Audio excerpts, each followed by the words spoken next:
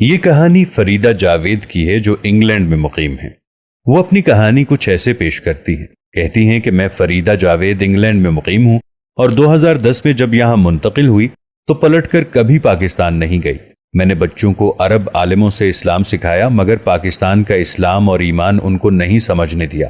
میرے بچے آج بھی اردو کی نسبت انگلش اور عربی آسانی سے بولتے ہیں۔ میں نے ان کو کبھی پاکستان کی محبت نہیں سکھائی۔ لوگ پاکستان کو آزاد ملک اور ریاست کہتے ہیں مگر در حقیقت وہ ایک جنگل ہے جس میں ہر طاقتور کمزور کو کھا رہا ہے۔ کوئی شیر ہے، کوئی اژدہا ہے، کوئی بھیڑیا ہے تو کوئی جنگلی کتا۔ جس طرح ان درندوں کو بھوک مٹانے کے لیے کسی کی جان لینا پڑتی ہے اور اس جان لینے کا وہ اپنا حق اور بہادری سمجھتے ہیں، بالکل ایسے ہی پاکستان میں بھی ہر طاقتور غریب کی جان و مال اور عزت لوٹنے کو اپنا حق سمجھتا ہے۔ میں ایک انتہائی غریب گھرانے سے تعلق رکھتی تھی۔ میرے والد صاحب موچی کا کام کرتے تھے۔ میری والدہ صاحبہ الحمدللہ بہت خوش شکل تھیں۔ گاؤں کے وڈیروں نے ہر ممکن ان کو مجبور کر کے ان کی عصمت دری کرنا چاہی مگر وہ محفوظ رہیں۔ انہی دنوں مقامی پولیس اسٹیشن کے ایک پولیس والے نے بھی میری والدہ پر ہوس مٹانے کا سوچا مگر جب کامیاب نہ ہو سکا تو میرے والد صاحب کو تنگ کرنا شروع کر دیا۔ کبھی کسی کیس میں گرفتار کر لیتا، کبھی کسی کیس میں گرفتار کر لیتا۔ پہلے میرے والد صاحب کو سمجھ نہ لگی مگر جب وہ پولیس والے کی نیت کو سمجھے تو انہوں نے میری والدہ کو نصیحت کی کہ میں ان ظالموں کے ہاتھوں مر جاؤں تو مجھے کوئی دکھ نہیں ہوگا، مگر تمہاری عزت لٹ جائے اور میں زندہ رہوں تو ساری زندگی دکھی رہوں گا۔ تم میری زندگی کی خاطر اپنی عزت نیلام نہ کرنا۔ میری والدہ صاحبہ نے میرے والد صاحب کی بات پر عمل کرنے کا وعدہ کیا۔ جب پولیس ملازم کو اپنی خواہش کی تکمیل ہوتی نظر نہ آئی تو اس نے دوسری چال چلی۔ میرے والد صاحب کو چھوڑ کر ہم پر احسان کیا، جبکہ دوسری طرف مقامی وڈیرے کے ذریعے میرے والد صاحب کو اس کے ڈیرے پر بلا کر شدید ترین تشدد کا نشانہ بنایا، یہاں تک کہ میرے والد صاحب ہوش و حواس سے بیگانہ ہو گئے۔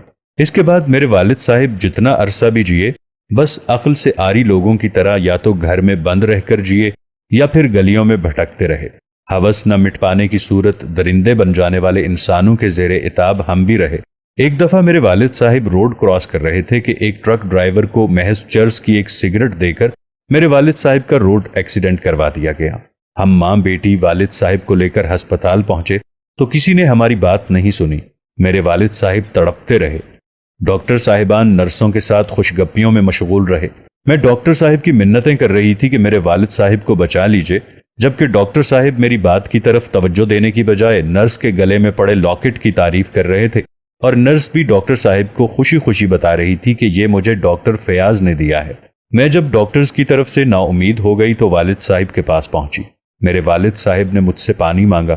میرے پاس اتنے پیسے بھی نہیں تھے کہ پانی خرید سکتی، مگر پھر بھی میں ہسپتال کے سامنے بنے سٹور پر گئی اور ان کو بتایا کہ میرے والد صاحب مر رہے ہیں، ان کو پیاس لگی ہے، اگر آپ ان کی پیاس بجھا دیں تو میں اللہ تعالیٰ سے دعا کروں گی کہ روز محشر آپ کو حوض کوثر کا پانی نصیب ہو۔ مگر دکاندار نے مجھے مکار لڑکی کہہ کر بھگا دیا۔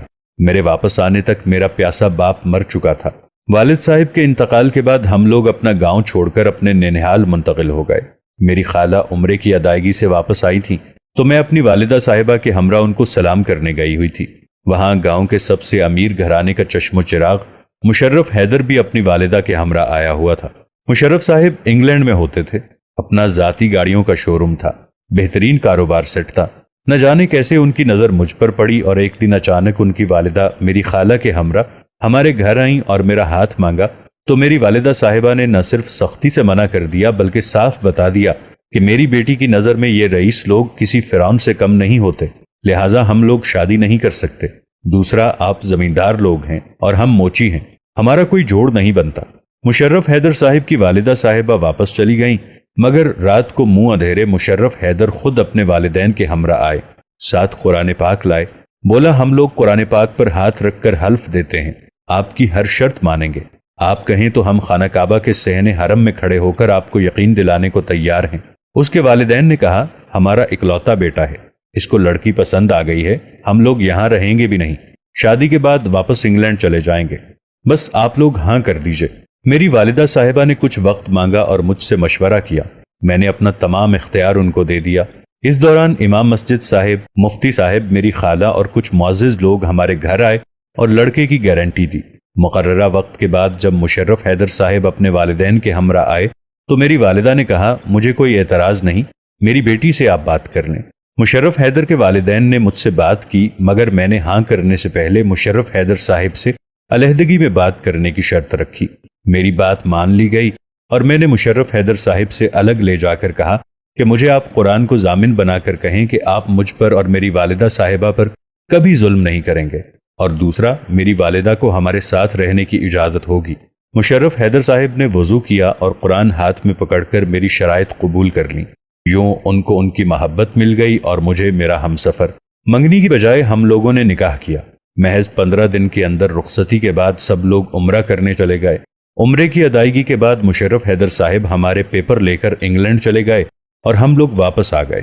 شادی کے محض 2 ماہ بعد میں، میری والدہ صاحبہ اور میرے مجازی خدا کے والدین ہمیشہ کے لیے انگلینڈ منتقل ہو گئے۔ یہاں آ کر میں نے ان عیسائیوں اور یہودیوں سے سیکھا کہ انسانیت کیا ہے۔ میں نے دیکھا اولڈ ہوم میں مقیم لاوارث لوگوں کے پاس بھی روزانہ کوئی نہ کوئی پھول لے کر پہنچا ہوتا ہے۔ میں نے دیکھا کہ یہاں لوگ بھوک سے نہیں مرتے۔ میں نے دیکھا کہ یہاں کے لوگ ہماری طرح انتہا کے ہوس پرست نہیں ہیں۔ یہاں آنے کے بعد میں کبھی پاکستان نہیں گئی۔ میری والدہ صاحبہ فوت ہو گئی ہیں، میں نے ان کو بھی یہاں ہی دفنایا ہے، جبکہ میرے سسر کو وصیت کے مطابق پاکستان دفن کیا گیا۔ مگر میں اور میرے بچے پاکستان نہیں گئے، نہ میرے شوہر نے ہمیں مجبور کیا۔ اگر پاکستان کی خاطر قربانی دینا پڑے تو ضرور دی جائے، مگر پاکستانیوں کی خاطر قربانی دینے سے بہتر ہے کہ انسان سانپ یا بچھو سے اچھائی کر لے۔ یہاں انگلینڈ میں مشہور ہے کہ سب سے زیادہ محسن کچھ لوگ پاکستانی ہیں۔ مجھ پر یقین نہیں تو کسی اور سے پوچھ سکتے ہیں آپ۔ مجھے نہیں پتا میری کس اچھائی کے عوض یہ زندگی مجھے نصیب ہوئی، مگر الحمدللہ میرے دکھوں کا مداوع ہو گیا ہے۔ میرا دل کہتا ہے کہ میں نے اپنے والدین پر ہوتے جبر کو صبر سے برداشت کیا تھا، اور یہ اسی کا نتیجہ ہے کہ آج غیر مسلموں کے درمیان رہ کر بھی میں خود کو محفوظ محسوس کرتی ہوں۔